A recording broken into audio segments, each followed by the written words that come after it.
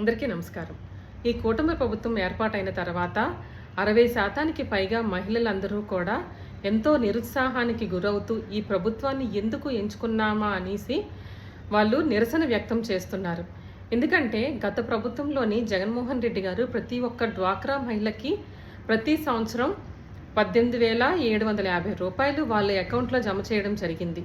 కానీ ఇప్పుడు వైఎస్ఆర్సీపీ చేయూత ఎక్కడ ఉంది? అలాగే ఆడబిడ్డ నిధి కింద 1,500 రూపాయలు 18 నుంచి 50 సంవత్సరాల లోపల అర్హులైన మహిళలందరికీ ఇస్తామని చెప్పారు. ఏ ఒక్కరికైనా ఈ 1,500 రూపాయలు వేశారా అని ప్రశ్నిస్తున్నాం. ఎక్కడ చూసినా మద్యం ఏరులై పారుతుంది. ఏ ఆడవాళ్ళు కూడా సంతోషంగా లేరు. విలేజెస్లోని, మండల్లోని, నియోజకవర్గాల్లోని బెల్ట్ షాపులు విచ్చలవిడిగా పర్మిషన్స్ తెచ్చుకొని రన్ చేస్తున్నారు. ఎక్కడ చూసినా మద్యం. మగవాళ్ళంతా కూడా మద్యం తాగి అక్కడే పడిపోతున్నారు. కొంతమంది కల్తీ మద్యం తాగి చనిపోతున్నారు కూడాను. ఎక్కడండి డెవలప్మెంటు? మహానాడులోని వీళ్ళు సూపర్ 6 సూపర్ సక్సెస్ అని చెప్పేసుకున్నారు. సూపర్ 6 సూపర్ ఫెయిల్యూర్ అయిపోయింది. ఆడవాళ్ళందరూ కూడా ఎంతో బాధపడుతున్నారు. గత ప్రభుత్వంలోని జగన్మోహన్ రెడ్డి గారు ఎంత డెవలప్మెంట్ తీసుకొచ్చారు. 2 ఇయర్స్ కరోనాకు పోయినా కూడా 3 ఇయర్స్ ఎంత షార్ట్ టైంలో కూడా ఎంత చాలా చక్కని డెవలప్మెంట్ తీసుకొచ్చారు. 17 మెడికల్ కాలేజెస్, అవి ఆల్మోస్ట్ చాలా కాలేజెస్ క్లాసెస్ స్టార్ట్ అయిపోయాయి.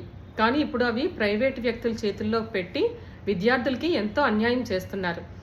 10 ఫిషింగ్ హార్బర్లు ఏర్పాటు చేశారు, 4 పోర్ట్లు ఏర్పాటు చేశారు, 2 ఎయిర్పోర్ట్లు ఏర్పాటు చేశారు జగన్మోహన్ రెడ్డి గారు. కానీ ఇవన్నిటిని కూడా వీళ్ళు వాళ్ళ అకౌంట్లో వేసేసుకొని వాళ్ళ ప్రతిభ అనేసి పేర్లు మార్చుకొని చెప్పేసుకుంటున్నారు. అలాగే 10,000 రైతు భరోసా కేంద్రాలు, ఎంత హాయిగా ఉండేవారు రైతులందరూ కూడాను విలేజెస్లోని.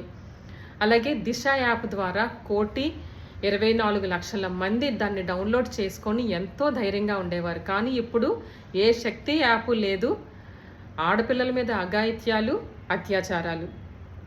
అలాగే ఎన్నో పథకాల ద్వారా వైఎస్ఆర్సీపీ ఆడపిల్లల్ని ఎంతో చక్కగా ఆదుకుంది. కానీ ఇప్పుడు గ్యాస్ సిలిండర్లు లేవు. ఏ ఒక్క పథకం కూడా అమలు చేయడం లేదు. పైగా సూపర్ సక్సెస్ అని చెప్పేసుకుంటున్నారు. మొన్న చూస్తే డిఎస్సి ఎంత ఘోరమైన అవినీతికి పాల్పడింది.